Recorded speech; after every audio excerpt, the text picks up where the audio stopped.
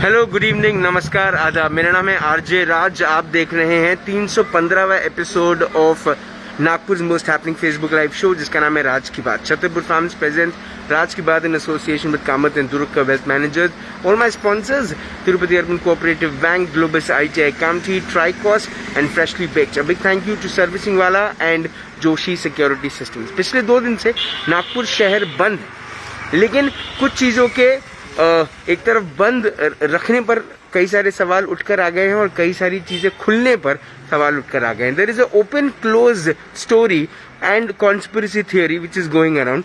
समझ में नहीं आ रहा कि किन से पूछें, लेकिन एक मैंने कमेंट देखा फेसबुक पे, और वो पोस्ट था हमारे आदरणीय मेयर श्री दयाशंकर तिवारी जी का, जिसमें उन्होंने एक उल्लेख किया है कि जो शराब की दुकानें खुली थी कल, उस पर उन्होंने भी अपनी नाराजगी जताई है। लेकिन जब लोगों ने कमेंट करना शुरू किया तो मुझे भी ऐसा लगा कि व्यक्तिगत तौर पे मैं भी उनसे ये सवाल पूछूं और एक सवाल उनके तरफ इशारा करूं। लेकिन फिर मैंने सोचा क्यों ना मैं उनसे जाके निजी तौर पे इस सवाल का जवाब मांगूं कि शराब की दुकानें क्यों खरीदी। मेरे साथ इस वक्त है नागपुर शहर के मेयर श्री दयाशंकर तिवारी जी। दयाशंकर जी, नमस्कार।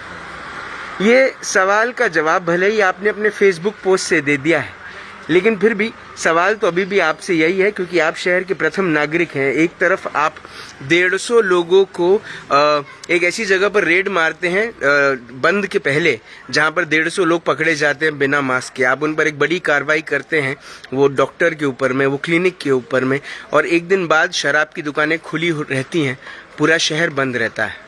इस पर आप मेयर हैं, आप क्या कहेंगे? मेरे लिए तो बहुत ही दुर्दैवी दिन था। वो कल का ही दिन था। दुर्दैवी इसलिए था कि मैंने सुबह जब अखबार उठाया तो दैनिक भास्कर के पंच लाइन थी कि शहर में सब बंद रहेगा, केवल शराब खुली रहेगी। मुझे विश्वास नहीं हुआ। सुबह सुबह जनता के बीच में अवेयरनेस की दृष्टि से मैं इतवारी बाजार जाने के लिए घर से निकला। 8:30 बजे का समय था। मुझे मेरे NDS के एक कर्मचारी का फोन आया कि गांजा के चौक पर एक रामटेक्कर की दारू की दुकान है, वो शुरू है। मैंने कहा कि भाई तुरंत उस पर चालान बनाइए। उसने कहा कि वो कह रहा है कि हमारे पास आदेश है कि दारू की दुकान शुरू रहना चाहिए। एक्साइज डिपार्टमेंट कलेक्टर के अंतर्गत होता है, इसलिए मैंने सुबह 8:30 बजे ही माननीय जिलाधिकारी साहब रविंद्र ठाकरे जी को फोन किया और उनसे मैंने बात की। बहुत सज्जन व्यक्ति है, अच्छे व्यक्ति है। तुरंत उन्होंने फोन उठाया। मैंने बताया ऐसी समस्या है, मेरी टीम वहां चालान बनाने के लिए, वहां दंड करने के लिए खड़ी है, और वो आपका नाम का हवाला दे रहा है कि चालू रहेगी करके। उन्होंने बताया कि मेरे संबंध बहुत अच्छे हैं उनसे। मुझे वो भैया करके ही संबोधित करते हैं जी। उन्होंने कहा कि भैया, हमने दारू की दुकान बंद करने का निर्णय लिया है, लेकिन वो इतना ही निर्णय है कि दुकान से वो पार्सल दे। दारू की खुली बिक्री वो नहीं कर सकते, खोल के नहीं बेच सकते। वहां कहीं ना कहीं हम लोगों ने प्रतिबंध लगाया है कि वहां से सील पैक पार्सल की व्यवस्था की जाए जी। मैंने कहा कि सर, हमने अति आवश्यक चीजों की दुकानें चालू रखी है, और अति आवश्यक चीजों की दुकान चालू रखते समय भी हमने एक परिपत्र बंद से एक दिन पहले रात में निकाल दिया। उसमें हमने यह प्रतिबंध भी लगा दिया कि भाई मांस की, मछली की और चिकन की दुकानें भी बंद रहेगी। तो खाने की जो चीजें हैं अति आवश्यक, उसको आपने प्रतिबंधित कर दिया, और ये पीने वाली दारू को आपने शुरू रखा। ये मजाक जैसा लग रहा है, लोगों में इसकी हंसी उड़ रही है करके। उन्होंने कहा कि भाई ये शासन ने निर्णय लिया है, अब नेचुरल है, महानगर पालिका ने अगर निर्णय नहीं लिया है तो शासन के निर्णय को मान्य करना पड़ेगा जी। मैं घूमते फिरते 11:30 बजे गोकुलपेट बाजार गया। वहां जनता के बीच में मैं कार्य कर रहा था। मेरे सामने एक फल वाले ने कहा कि भैया, दारू की दुकान तो चालू है ना? मैंने कहा हाँ चालू है। तो उसने कहा बस यही आपसे पूछने के लिए मैंने पूछा कि दारू की दुकान चालू है क्या। मेरा सम्मान करके उसने मुझसे कुछ बाकी चीज नहीं कही जी, लेकिन उसके चेहरे के जो हाव भाव थे, उसकी जो आंखें थी, वो सारी बातें कह के जो मुझसे कहना चाहता था कि मैं फल वाला हूँ, मेरे नाक पर मास्क होना चाहिए, ये बताने आप आगे मेरा मास्क गलत लगा है, लेकिन आप दारू की दुकान के बारे में आप कुछ भी नहीं कर रहे जी। मैंने वहीं से हमारे आयुक्त राधा कृष्णन जी को फोन किया और मैंने कहा कि आयुक्त महोदय, जो दारू की दुकानें शुरू है, ये दारू की दुकानों पर हमने प्रतिबंध तुरंत लगाना चाहिए। अगर कलेक्टर साहब ने नहीं भी बुलाया तो शहर के अंतर्गत आपने निर्णय लेकर के लगाना चाहिए करके। आयुक्त महोदय ने बताया कि एक्साइज की जो बात होती है कलेक्टर से रिलेटेड होती है, इसलिए मैं इस पर निर्णय नहीं ले सका, लेकिन मैं अपनी भावना जरूर आप तक पहुंचा दूंगा करके। जी, मैंने कहा कि इसमें जगहसाई हो रही है और हम जहां जा रहे हैं वहीं हर व्यक्ति यही प्रश्न पूछता है कि भाई दारू की दुकान का क्या करें। राधा कृष्णन जी से बात करने के बाद वहां जो सारा मीडिया था, मीडिया में नेशनल मीडिया भी था, लोकल मीडिया भी था। आज के जमाने में बहुत सारे वेब पोर्टल शुरू हो गए हैं, वे भी सारे लोग थे। उनके सामने मैंने स्पष्ट रूप से कहा कि महापौर की हैसियत से और व्यक्तिगत हैसियत से मुझे लगता है दारू की दुकान बंद होना चाहिए, लेकिन मेरा दुर्भाग्य है कि इस कानून के अंतर्गत निर्वाचित प्रतिनिधि के रूप में महापौर को निर्णय लेने का अधिकार नहीं है, केवल सलाह देने का अधिकार है। इसलिए मैं निवेदन करता हूं कि दारू की दुकानें बंद होनी चाहिए। दयाशंकर जी, ऐसा क्यों होता है? एक कहावत है, जैसा राजा वैसी प्रजा, लेकिन अगर प्रजा कॉमन सेंस समझती है, क्या राजा को ये बात समझ में नहीं आती? राजा के हाथ में अगर निर्णय का अधिकार हो तो राजदंड के ऊपर में आरोप करना बिल्कुल सही है, लेकिन कुछ बातों में अगर राजा को निर्णय लेने का अधिकार ही नहीं हो, ऐसी अवस्था में राजा को ऊपर उसकी गलती नहीं थोपी जा सकती। मैं स्पष्ट रूप से बता रहा हूं कि कल सुबह से मैंने चिल्लाया, सोशल मीडिया पे चिल्लाया, बाकी जगह चिल्लाया। शाम को जिस समय मीडिया के साथ में पालक मंत्री जी का इंटरेक्शन हुआ, तो उस इंटरेक्शन में मीडिया ने कहा कि जब इस शहर का महापौर नहीं चाहता है कि यहाँ दारू की दुकान शुरू रहना चाहिए, और महापौर ने अपने वक्तव्य में स्पष्ट रूप से कहा कि मैं इसका निषेध करता हूं, तो आप क्यों यहाँ दारू की दुकान शुरू कर रहे हैं? और मीडिया ने जब पालक मंत्री जी पर यह दबाव बनाया, उसके बाद पालक मंत्री जी ने निर्णय लिया और आज दारू की दुकानें बंद की गई। आप कल्पना कीजिए कि यह जो पेंडेमिक एक्ट लगा हुआ है, यह 1897 का पेंडेमिक एक्ट है, और 1897 के पेंडेमिक एक्ट की जिस समय रचना की गई होगी तो ये ब्रिटिश रूलिंग में ब्रिटिशर्स ने की है। ठीक। और ऐसी पेंडेमिक स्थिति में निर्वाचित प्रतिनिधि के हाथ में अधिकार न रखते हुए अधिकारी के हाथ में, जो चीफ ऑफिसर होगा उसके हाथ में अधिकार रखने का निर्णय उस समय की सरकार ने इसलिए लिया होगा कारण वो तो गुलामों पर राज करने वाली सरकार थी, स्वतंत्र भारत की सरकार नहीं थी। लेकिन दुर्भाग्य से उसके बाद कोई पेंडेमिक आई नहीं, 1920 के बाद सीधा 2020 में आई, और 100 वर्षों में जब कोई पेंडेमिक नहीं आई तो सरकार ने इस कानून में परावर्तित करने की कोई आवश्यकता भी महसूस नहीं करी। इस कारण से आज भी पुराने कानून के अंतर्गत अधिकार जो है ये आईएएस ऑफिसर के हाथ में अधिकार है, वही निर्णय लेते हैं। इसलिए उनकी गलती का खमियाजा महापौर के मत्थे नहीं मारा जा सकता। हाँ, अगर मैं मौन रहता, मैं चुपचाप रहता और मैं इन सारी बातों को चुपचाप सहन कर जाता, सुन लेता, तो मेरी गलती थी। लेकिन मैं दयाशंकर तिवारी हूं। नागपुर शहर में और एक दयाशंकर तिवारी जी है, वो कवि है, लोकमत समाचार में उपसंपादक रहे हैं। उनका नाम ही है दयाशंकर तिवारी मौन। लेकिन मेरी अड़चन है कि मैं मौन नहीं रह सकता, और समाज में अगर गलती हो रही है और दयाशंकर तिवारी महापौर की हैसियत से मौन रह जाए तो मैं केवल अपने साथ नहीं, इस समाज के साथ गद्दारी कर रहा हूं, ऐसा मुझे लगता है। इसलिए जो गलत है उसे मुखर रूप से जनता के समक्ष कहने का सामर्थ्य मुझ में है। लोग उसको किस दृष्टि से देखते हैं उसकी मुझे परवाह नहीं। जो मुझे सच लगा वो मैंने कहा, आज भी कहा, कल भी कहूंगा, और आगे भी कोई बात गलत रही तो उसको कहने में किसी प्रकार से हिचकिचाहट नहीं रखूंगा। आपने हमेशा जनता का साथ मांगा है हर चीज में, जब से आपने स्थान ग्रहण किया है। इनफैक्ट आप कॉर्पोरेटर भी जब रहे, हमेशा आपने जनता को साथ लेकर आप चले हैं, जनता का साथ आपने मांगा है।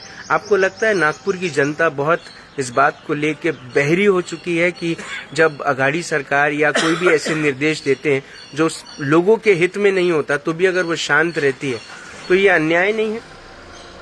देखिए, सच्चाई जनता के पास तक पहुंचाना नितांत आवश्यक है।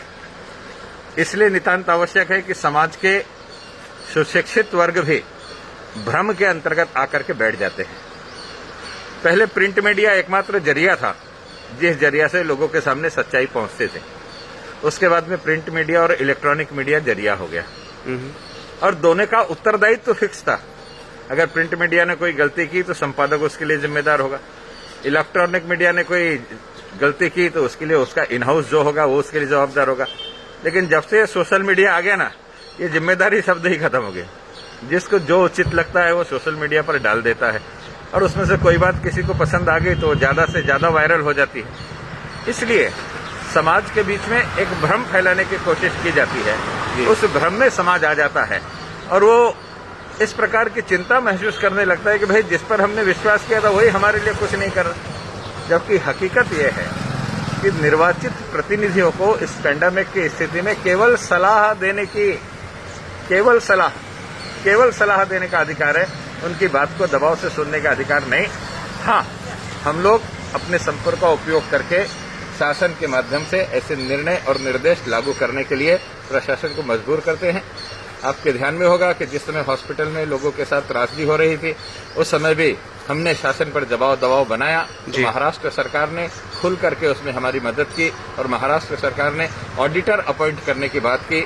आज तो ऑडिटर क्यों अपॉइंट किए, इसके लिए कोर्ट में हॉस्पिटल चले गए, लेकिन उसके बावजूद जनता के हित में जो था हमने दबाव बनाया, तब जाकर के हमें वो मिला।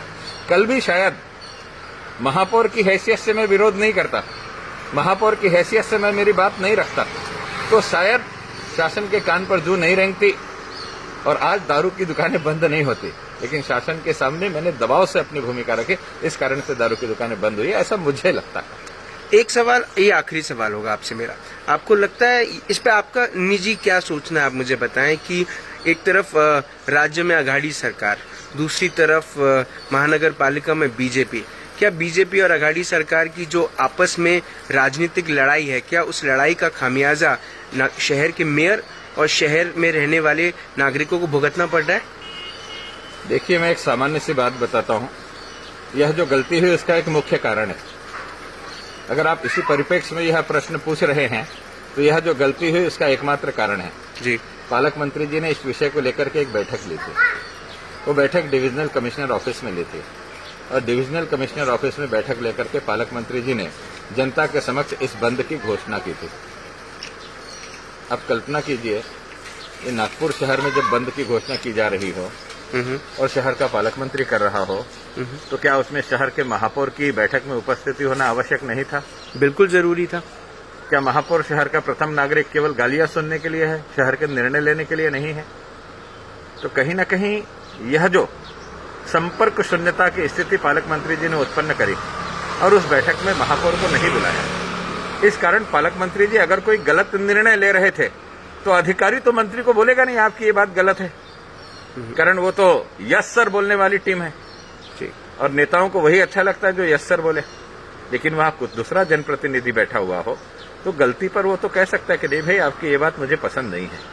शायद दयाशंकर तिवारी पालक मंत्री के मीटिंग में आमंत्रित रहते तो दयाशंकर तिवारी स्पष्ट रूप से ये कहते कि नहीं भाई, यह जो आप निर्णय ले रहे हैं दारू की दुकान चालू करने का, यह गलत निर्णय है, इसको आप तुरंत वापस लो। और शायद मेरी बात को सुनकर के पालक मंत्री ने उस बात को मान लिया होता।